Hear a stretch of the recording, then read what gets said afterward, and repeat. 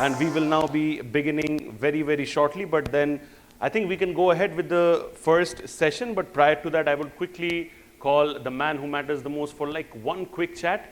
I'm going to be calling up on stage, ladies and gentlemen, the man who truly matters the most when it comes to IWMBuzz Media, Mr. Siddhartha Laik, founder and editor-in-chief, IWMBuzz Media. Can I have a mic for him, please? I know this is a very special IP to you. Just for our audience, before we get going with the session, what does this specific IP mean to you? I think I would like to begin by thanking everyone for turning up in the morning. This is the second season of Media Summit Kolkata. We are a Mumbai-based company. I am very much a Bengali boy. I come from a place called Asansol. We set up a shop in Bombay and we cover the entertainment space. Affinity towards Bengali culture, community, and the state has always been there. This is where we are talking about business, content, commerce. In Media Summit Season 2, we have speakers from Calcutta, we have speakers from Delhi, we have speakers from Hyderabad, Bombay, flying down for this summit throughout the day. Interesting sessions on content, commerce, influencer marketing, branded content, AI in advertising, which Shantanu sir is moderating.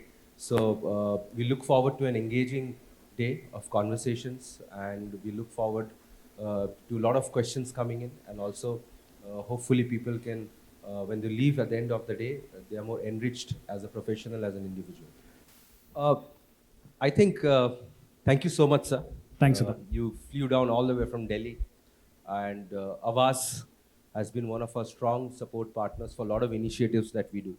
And given the scale and the organizational size and the leadership power that you bring, supporting us, a startup, thanks to begin with. Thanks for having us here. Absolutely, the honor is ours, the pleasure is ours. So the topic today, if you can see, is the bird's eye view. You are a leader in the space. You have seen so many things changing, evolving, and things are constantly changing, as we know. Tell us, at Havas, it's been a journey of surely triumphs and challenges. Some of the immediate observations that you want to share with the audience here? So, as we all know, and this room is full of marketers and people in the media and advertising domains. So we all know that this has been a very challenging year, right? It was a very year where change was the only constant. Everything was changing. All the old norms were kind of challenged. We needed to reinvent ourselves. But if I specifically ask you a question from an Havas perspective, it's been a challenging year, but I feel that we have kind of delivered across all categories. We have won new clients. We have done some very interesting work. We have won some awards. So that's something. And the culmination has been the fact that RECMA, which is the independent agency which monitors media agencies, has ranked Havas as the only dominant agency in the country. So that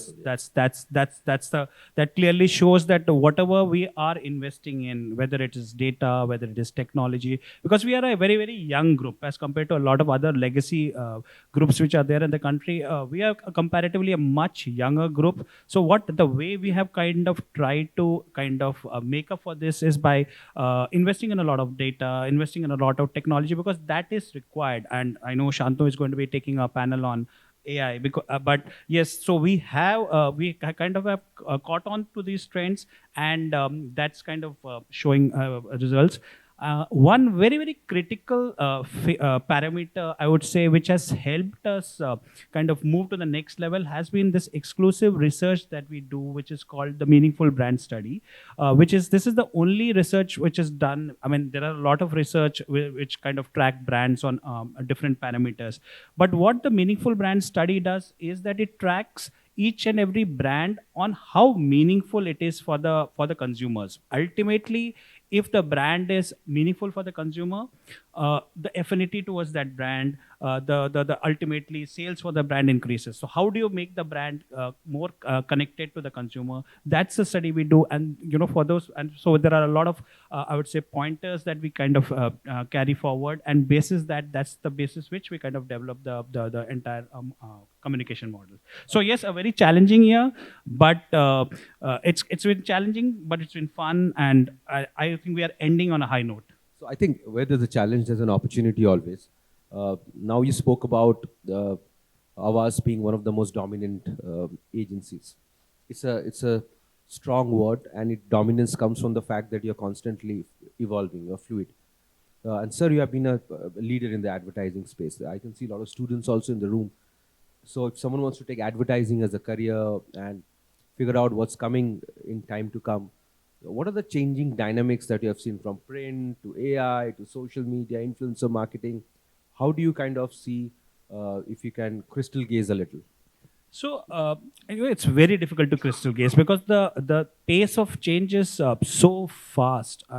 So I've been working for close to 3 decades now, but the first 2 decades, it was basically the same thing. We were chasing GRPs, we were chasing efficiencies, we were chasing. The objective was to drive the most effective and optimal media plans, right? But over the last few years, especially after the explosion of the social media, the explosion of technology, it's kind of everything is kind of completely changed. So now it's not just about chasing GRPs; it's about chasing relevance. It's not just about being present in any platform. It is about being present in a relevant platform in a meaningful way. You know, it's so earlier if we were doing spray and pray, but now it's all about precision targeting, right? So it's about relevance. It is about not just about reach, but being relevant, present in the relevant environment. So that's the quality of presence is what matters. And also, as we all know, and everyone in this room knows, that our attention spans are really going down, which means that it's become, in the good old days, I mean, we could be present on one or two top-rated programs and just talk to the entire audience. But now, since our attention spans, and especially if you're talking to the Gen Zs, the attention span is so low that how do we be part of the new media? How do we part of the relevant media? That's the challenge, and that's why we have to constantly evolve. So if you're talking of crystal gazing, I would say it's very, very difficult to be crystal gazing to the future. The only thing is that you have to have your ears close to the ground, be ready to adapt yourself, and be culturally relevant. So I think that's the way forward. Yeah. So I absolutely agree. Looking too far is pretty challenging given the fast-paced nature of the industry evolving. So you are a leader in the organization. You have people to manage, P&Ls to manage, clients to manage. And there are always this changing dynamics that happening we are talking about. How do you, as a person, as a professional, keep your ears to the ground, like you mentioned? How do you evolve as a leader? So I personally, I follow a simple policy that be in touch with the team, the youngsters in the team. I mean, because that's the team. They are from where you can get the trends, right? What are the things which are changing? What are the new things which are happening? Unless you spend time with your team, spend quality time with the team, especially the new people, especially people out and not in your immediate circle. Got it. That's where, I mean, you will be able to pick up the new trends, the new Gen Z language. I kind of just yesterday picked up a new term, pokey it was, right? Pokey was the term, right? I had to Google and figure out, and then I realized that was something very, very trendy. But for me, I just realized that yesterday. So I'm not sure. Shantu, did you know this term? No, yeah. So I thought. It's interesting that you're kind of learning and willing to listen and get feedback from the younger generation, the Gen Z generation. So we are in Calcutta. I know we are sitting in East, and whenever I've spoken to you or Mohit sir or Prachi, you've always spoken about how this market is critical for us as a business focus. So can you talk about some specific plans of your network sitting here in Calcutta?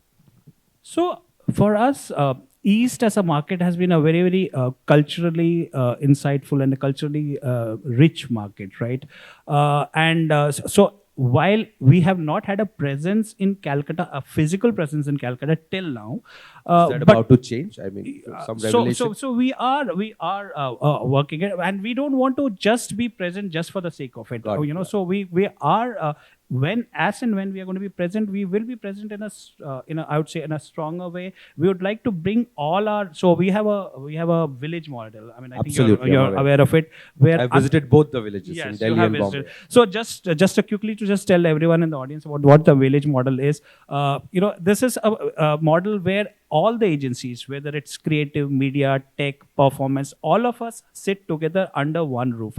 Because our belief, our philosophy is that as a marketer, you cannot just be looking at media in isolation. You cannot just be looking at creative isolation, or you are not looking at performance in isolation. So what we do is that to a marketer, we provide the entire gamut of services, because now it's all interconnected, right? It's all interlinked. It's not just that media has to do its job independently. Media is linked to creative. It's linked to tech. So this is so if we are starting in Calcutta, we would like to bring in the entire gamut of our services here. So we are talking to some relevant partners, and we will be looking at it. Having said that, while we don't have an office in Calcutta, a lot of our clients have been present in a Hyundai has been doing a lot of activity here. Swiggy has been doing a lot of activity here. We have Tata Motors. So a lot of our clients have been present here, and we have been creating a work which is specifically culturally relevant to Calcutta specifically. If I may ask, I believe a very interesting Sundarban activity is also that you have done, and it's most talked about. A little bit on it, maybe, yeah? So this is for for our client Swiggy. I mean, Swiggy, as you all would be aware, is into food with delivery and into Instamart. But and this is also part of our efforts to make Swiggy a more meaningful brand beyond just them food. delivering food. So the plank that they are focusing on, what that we worked on, was delivering joy, delivering delight, right? So for the last 2 years, we have been associated. Swiggy has been associated specifically in West Bengal with the Durga Puja, and 2 activities have happened over the last 2 years. The first activity happened, which was Bhogalo Gore, where the bhog was delivered to the elderly people who could not come and visit the pandals. So that was one, I would say, meaningful activity which happened year before last. And the activity which you are referring to, the Sundarbans, that's the other activity which happened last year, which was where we kind of felt that while everyone visits the pandals when the Durga Puja is happening, but there is a lot of people around Sundarban, the tiger widows, who are not able to visit the pandal. So what we worked out was a floating pandal where the goddess went to the different villages, and people who were not able to kind of come, they kind of visited the thing. And so I think again it was a very, very meaningful activity. It's not like it led to increase in the orders, but as I said, Swiggy is all about delivering joy, about delivering delight. So this was a very, very interesting and a meaningful activity which was kind of developed. You already earned an applause. Thank you, ma'am. I think it's one of the most talked about impactful campaigns, and we thought of sitting here. Sundarban is not far away, so I think we must talk about it, because this is the innovation that we are talking about, apart from vanilla advertising, that Havas brings to the table. Sir, we must talk about AI. AI is the trendy thing like Pookie. So, but what do you think, the entire thing? Is it a hype that is being created? AI will replace human intelligence? What do you think overall in terms of understanding of AI, the laws around it, and how it eventually will impact the overall business in any organization? So, I mean, it's not just a freak trend. Let's be very clear about it. Let's accept it that everyone in the room, in some way or the other, is utilizing some bit of AI, right? So that's there for it to say. Our philosophy is AI is about part machine, part human, right? So it's, while the how bit is something which AI helps us in kind of really making things faster. So in terms of all the data processing, in terms of interpretation of the data, to some extent, getting all the trends in place is something which kind of, so I mean, when we started our journey, I mean, 25 years, we had to spend a lot of time churning data, right? Going through the data, processing the data, which now happens in minutes. But having said that, the how bit is kind of taken care by AI. But the interpretation of the data in terms of the why, for that why, human intervention is still required. So yes, it is helping us, and we have a tool.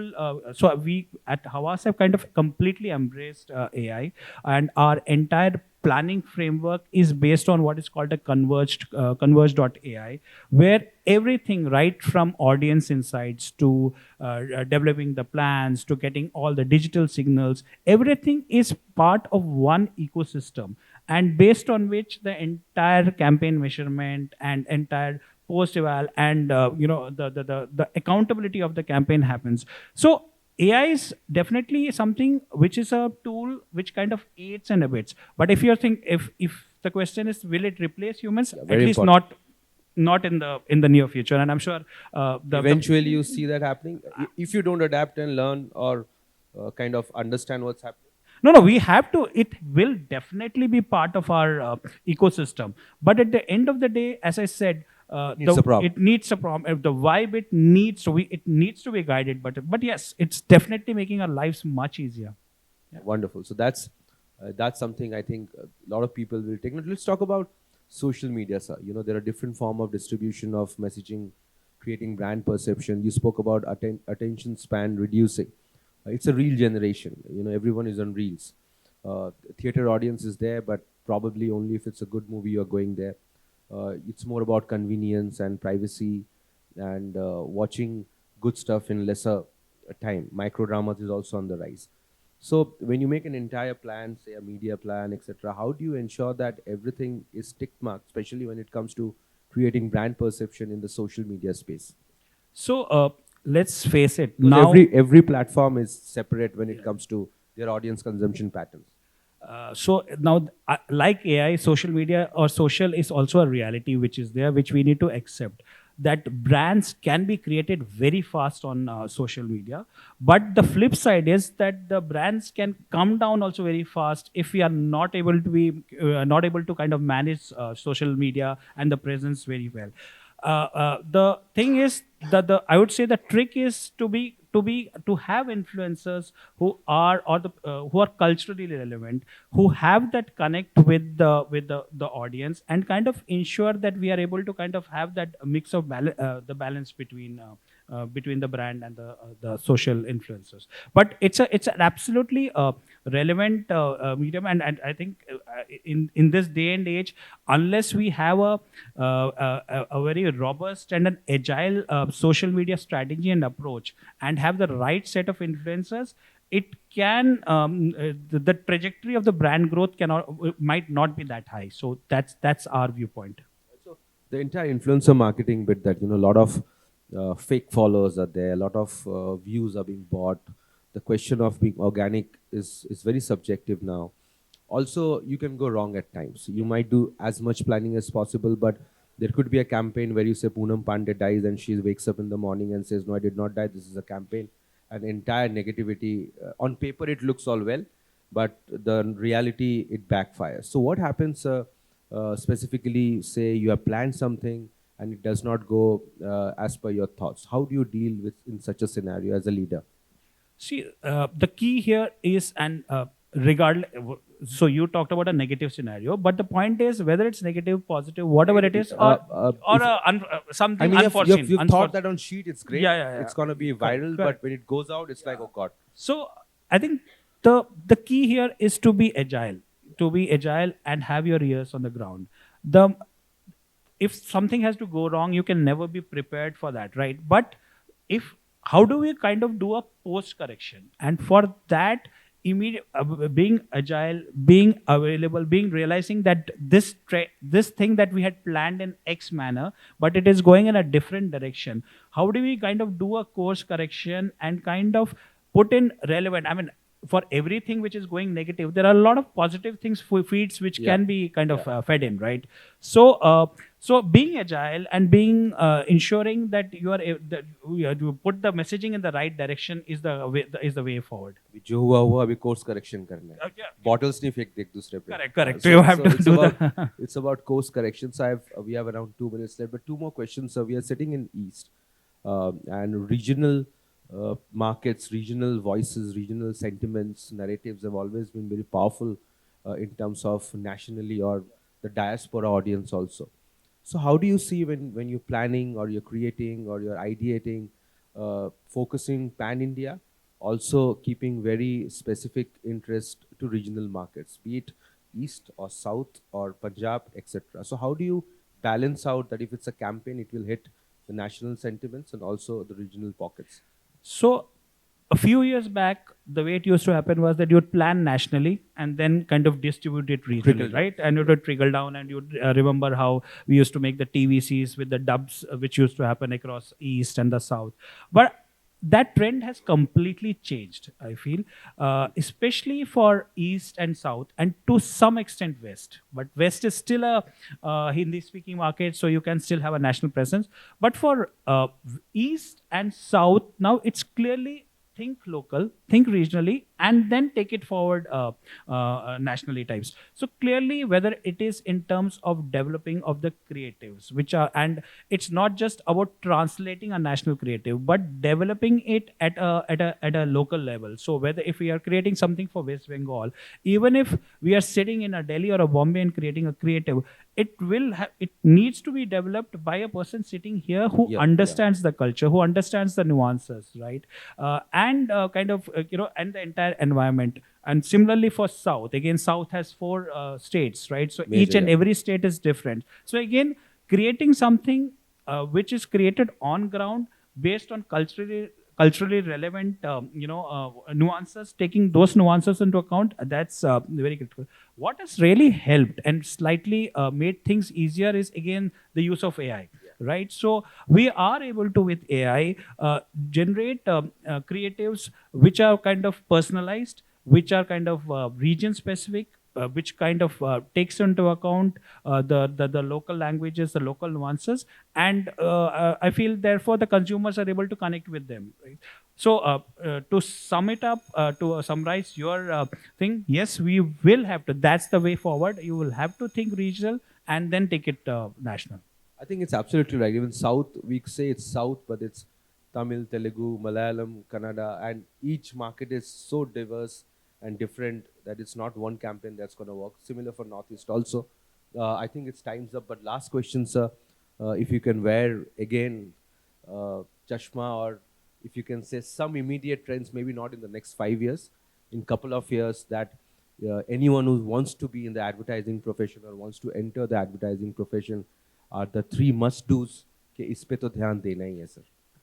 So while advertising is all about advertising and media is all about developing creatives and developing interesting solutions, I think clearly now the focus is on business outcomes, right? ROI. I mean, anything you do, whether it is developing anything, whether it's a creative, whether it's a media plan, whether anything you do BTL, the ROI, how is it impacting the business is what the thing show is. The results. That's the thing. So measurability. How do you kind of measure that this is what you have done and how you're going to take it forward? Measurability is the one thing.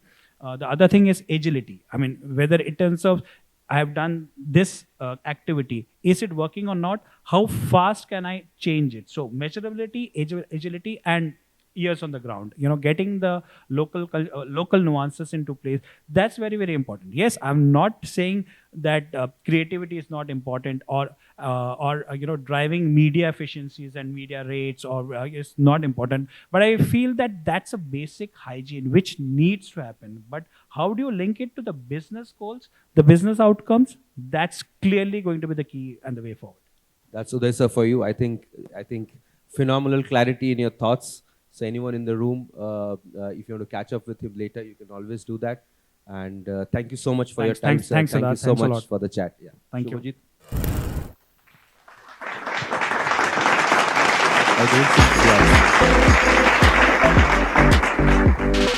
you.